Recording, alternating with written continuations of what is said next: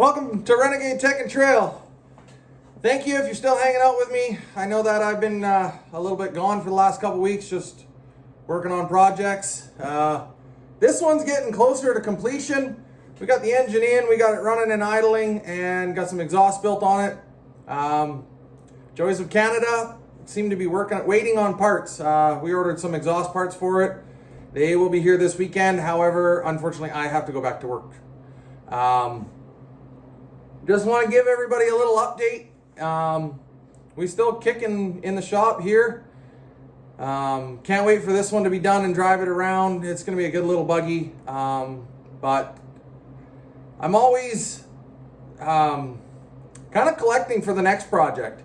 And the next project is going to be my 95 Ford Ranger.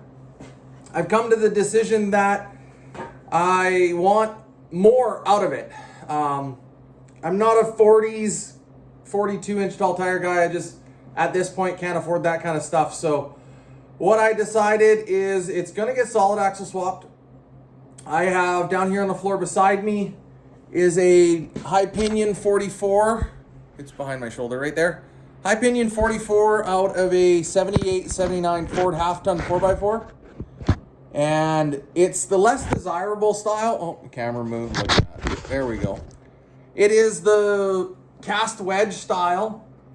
But for what I'm going to do, it's going to work just fine. I'm going to build some extended radius arms for it and run some Jeep Cherokee Rubicon Express 7-inch long coils, my Bilstein shocks that I already have, 488 gears, Detroit locker, and all of that is going to be matched in the rear with a Nissan H233B rear differential. I also have Chevy knuckles for the flat tops for the crossover steering. So just junkyard parts. And for those that know me, know that's how I roll. I don't have the budget to order Dynatracs or even Super Duty 60s. So some of these Nissans came with factory 490 gears, and I have a set sitting at the junkyard waiting for me. I just got to go pick them up. So that's what we'll be using for the rear.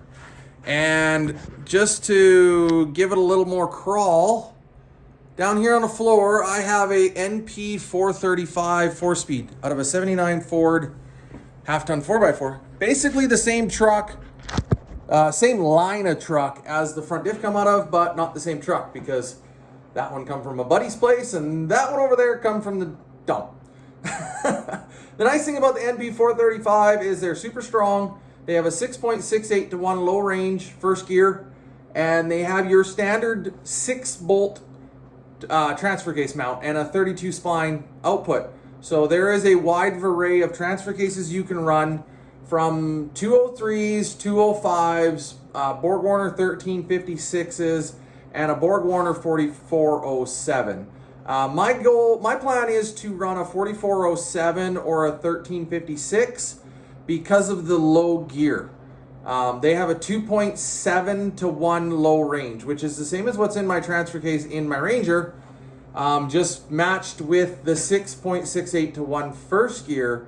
It'll have a crawl ratio with a 488 gear of about 88 to 1, which is way lower than anything I've ever owned, which will be cool. As for the Ranger, we're going to keep it on 35s for now.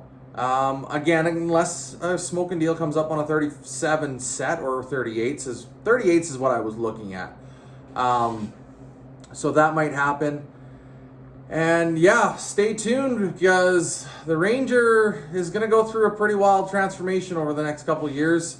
Maybe sooner if things go really good, but we're starting one piece at a time. It's kind of my motto, and if you know old country music, you know Johnny Cash did it one piece at a time.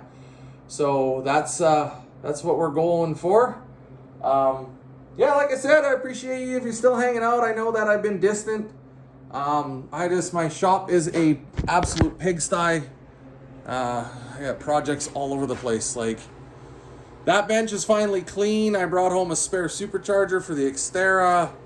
This shop needs to be organized after the Xterra's out, so maybe that'll be the next kind of video, is just a little bit of shop organization. I'm going to move some benches around. I'm going to build a welding table, and I'm going to have a spot just to do some fab work.